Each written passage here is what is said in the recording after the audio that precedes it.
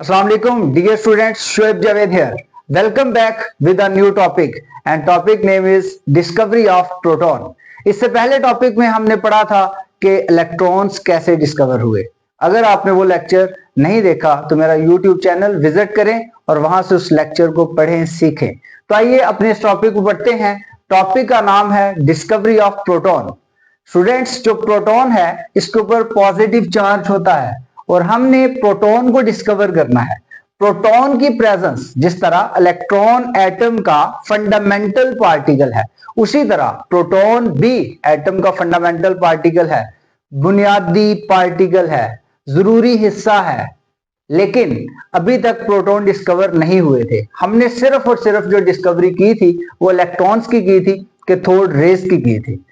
तो जो प्रेजेंस है पॉजिटिवली चार्ज पार्टिकल्स की यानी कि प्रोटॉन्स की, इसको सबसे पहले जो ऑब्जर्व किया था जिस साइंटिस्ट ने, उसका नाम है गोल्डस्टेन।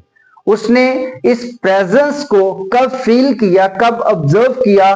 1886 में। तो ये आपने एक एमसीक्यूज के तौर पे याद रखना है कि पॉजिटिवली चार्ज पार्टिकल की प्रेजेंस को ऑब्जर्व करने वाले साइंटिस्ट का क्या नाम है और उसने कब जो है प्रेजेंस को ऑब्जर्व किया था। तो देखें, साइंटिस्ट का जो फुल नेम है वो है यूजीन गोल्डस्टेन। ठीक है, तो यूजीन गोल्डस्टेन ने पहली दफा पॉजिटिवली चार्ज पार्टिकल की प्रेजेंस को ऑब्जर्व किया था।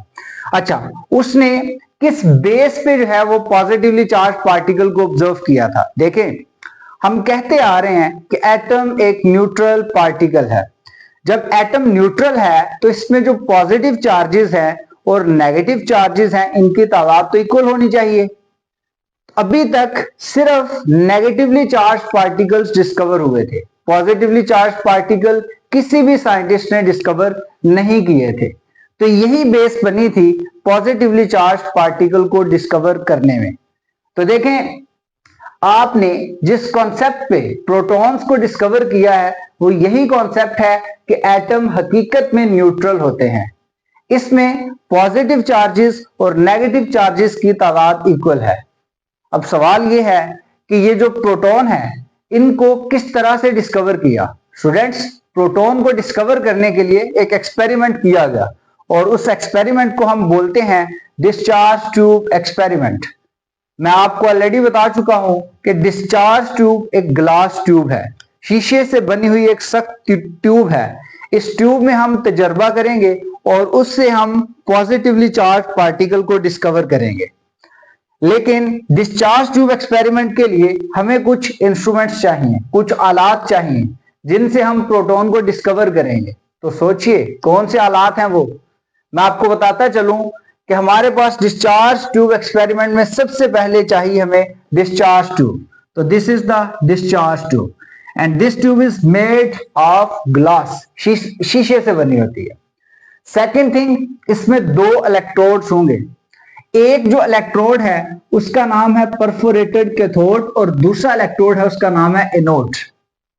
लास्ट वीडियो लेक्चर में जब हमने डिस्कवरी की थी इलेक्ट्रॉन्स की, वहां पे सिंपल कैथोड और एनोड को पढ़ा था।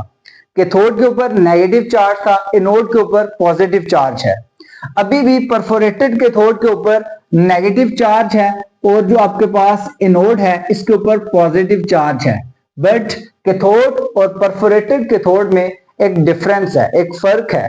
क्या फर्क है? देखें, आपसे पूछा जा सकता है व्हाट इज परफोरेटेड कैथोड, तो आप इसकी डेफिनेशन बताएंगे cathode having small holes in it, यानी कि ऐसा कैथोड जिसमें छोटे छोटे होल्स होते हैं, उस कैथोड को आप बोलते हैं परफोरेटेड कैथोड।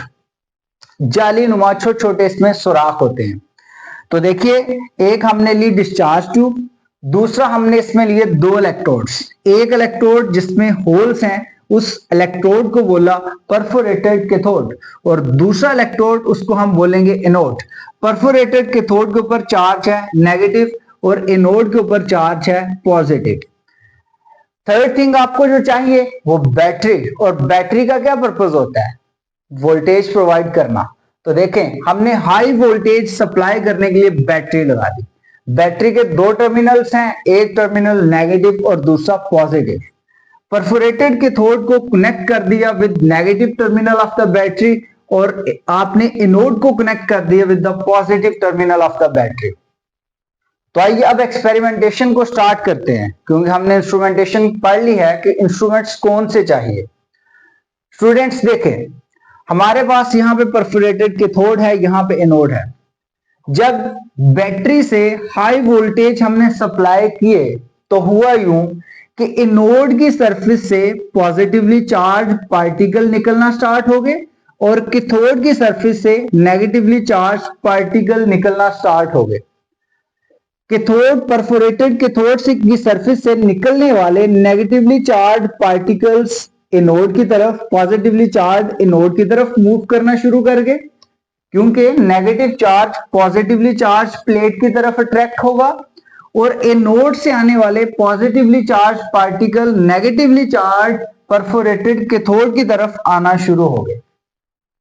अब देखें, यहां पे ये जो पॉजिटिवली चार्ज पार्टिकल्स हैं जो एनोड की सरफेस से निकल रहे हैं, ये गुजरेंगे होल्स में से।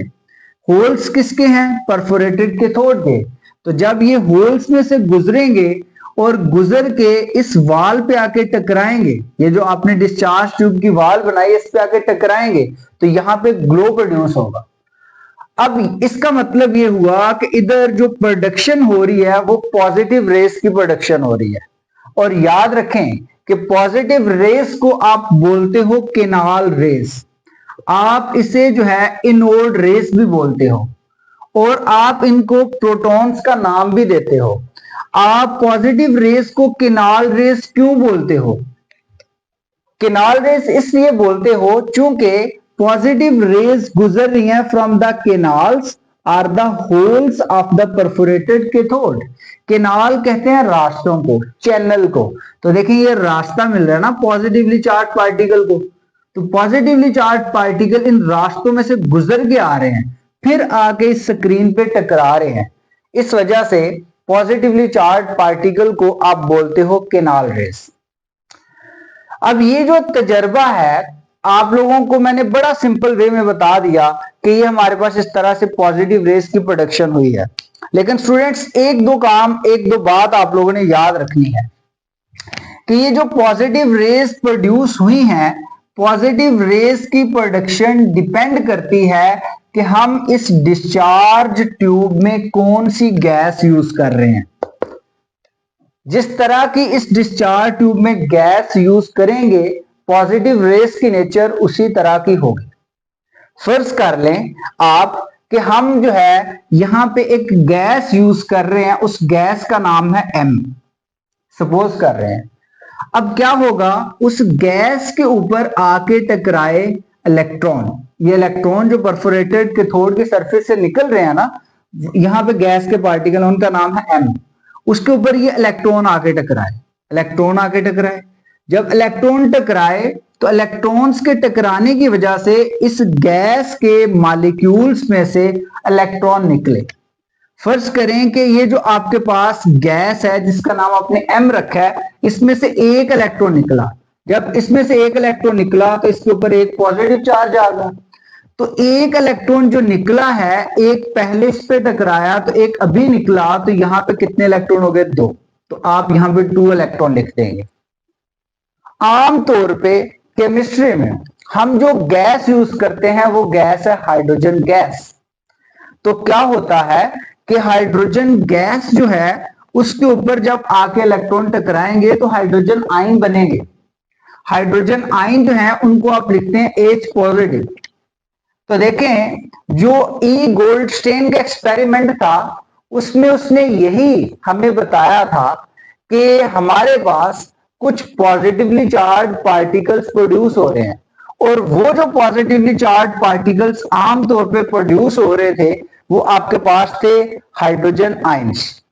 लेकिन गोल्डस्टेन को उस वक्त ये जो पॉजिटिवली चार्ज पार्टिकल्स डिस्कवर हो रहे थे इनकी सिग्निफिकेंस, इनकी अहमियत का अंदाजा नहीं था।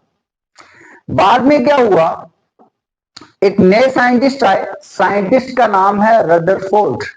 रदरफोर्ड ने तजर्बात किए। 1917 में रदरफोर्ड ने तजर्बात की बिना पे ये साबित किया कि जो हाइड्रोजन का न्यूक्लियस है ये तमाम न्यूक्लियाई में मौजूद होता है। अब ये क्या बात कर दी कि हाइड्रोजन का न्यूक्लियस तमाम न्यूक्लियाई में मौजूद होता है। भाई देखिए, हाइड्रोजन के न्यूक्लियस में आखिर होता क्या है? हाइड्रोजन के एटम के न्यूक्लियस में एक प्रोटॉन होता है, एक न्यूट्रॉन होता है। तो देखें, न्यूट्रॉन एक न्यूट्रल पार्टिकल है, इसके ऊपर तो कोई चार्ज नहीं होता, लेकिन प्रोटॉन के ऊपर पॉजिटिव चार्ज होता है। तो रदरफोर्ड के तजर्बात ने यह साबित किया कि भाई जितने भी न्यूक्लियस हैं उनमें कम से कम एक प्रोटॉन होता है। इसी वजह से उसने ये कहा था कि hydrogen nucleus is present in all other nuclei. क्योंकि देखे ना, न्यूक्लियस जितना भी सिंपल हो जाए उसमें कम से कम एक प्रोटॉन तो होगा। वो जो एक प्रोटॉन है वो तो हाइड्रोजन के पास भी होता है। तो एक प्रोटॉन क्योंकि हाइड्रोजन के पास होता है, इसलिए रदरफोर्ड ने तजर्बात से साबित किया कि हाइड्रोजन न्यूक्लियस जो है ये तमाम न्यूक्लियाई में मौजूद होता है।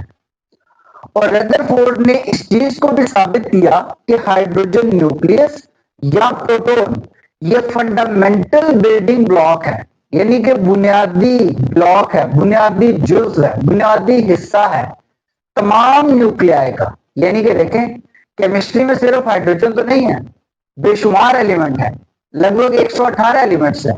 उन 118 एलिमेंट के न्यूक्लियस में कम से कम कोई ना कोई प्रोटॉन होगा। यानी कि प्रोटॉन होगा का मतलब है कि हाइड्रोजन न्यूक्लियस होगा। और इसी बेस पे फिर प्रोटॉन को कहा गया कि ये एटम का फंडामेंटल पार्टिकल है।